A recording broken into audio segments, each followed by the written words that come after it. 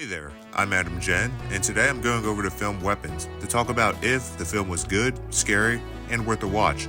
This video will have some spoilers, so you have been warned. Plus, if you like the vid, give it a like, comment, and share.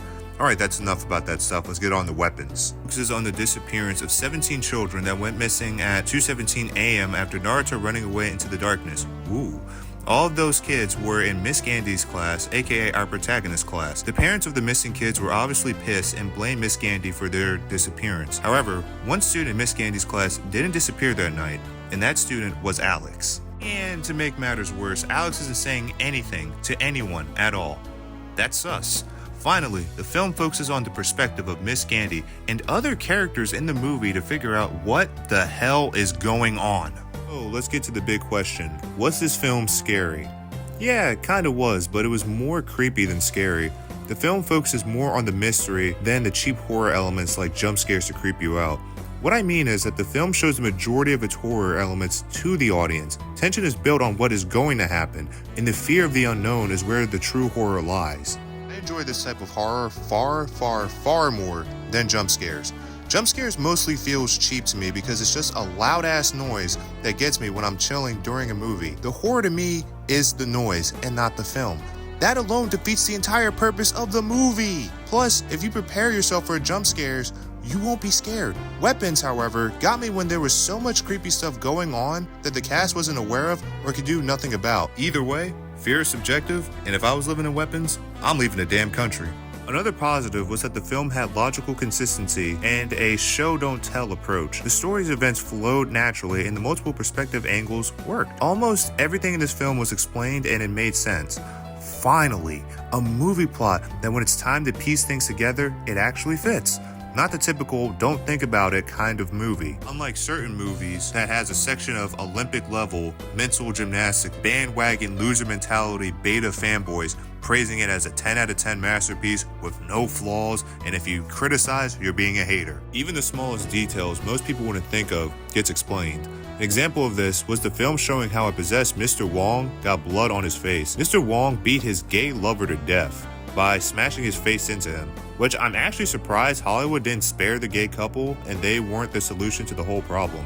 Sweet Jesus, people are actually being treated equally in a modern Hollywood film. No way!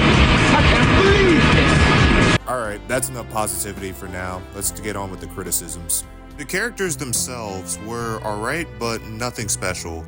The only standouts were Josh Brolin's character Archer, Alex, and one other character. The subplots in the film felt pretty pointless in the film's climax, except Paul, the police officer, and the drug addict. A subplot of note was the affair between Gandy and Paul. To give some context, Gandy is feeling down about the whole city hating her, and Paul's marriage to his hot busty wife is annoying him. So, they both meet at a bar, get drunk, bang, and then said hot wife finds out. Wife finds Gandy, pours gasoline on her, and fails to burn her alive. So with all of that, you'd think the subplot would matter at the end, right? The crazy hot wife would go to jail or continue a crazy revenge plot, right? Maybe Paul and Gandy would go over what happened and more development would occur, making the final conclusion more impactful, right? Yeah, the plot was pretty pointless and honestly shouldn't have been in the film. Another issue I had with the subplot was the weird modern media writing trope of having mid-looking people look more desirable than attractive people. I already explained in context, but no one would believe that Paul would cheat with this when he has this at home. It's like Hollywood tries to pretend that actual hot women like prime Scarlett Johansson or prime Halle Berry or prime Salma Hayek is bad. But those mid-Johns, that's peak beauty right there. Oh, and before anybody comes up and starts saying something like, oh, he's such a sexist, he's degrading women, talking down to them about their looks. Well, here's my counter argument. Male equivalent of Gandy would be me, an average-looking dude being more desirable in a moment of passion to a wife than her husband who's near the levels of a prime Brad Pitt, a prime Tom Cruise, or even a prime Denzel Washington is such nonsense. No one would ever believe a woman would cheat on them with a mid-looking dude like me. So there you go, I'm undefeated. I hold no L's. Alright, so was this film worth your time and money?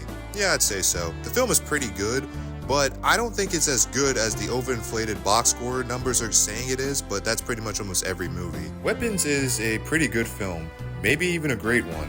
It's just a shame that Hollywood will never take and do what made this film actually enjoyable. Who knows, maybe modern Western media could have actually been good again, if they actually cared. Oh well, that's it for the review.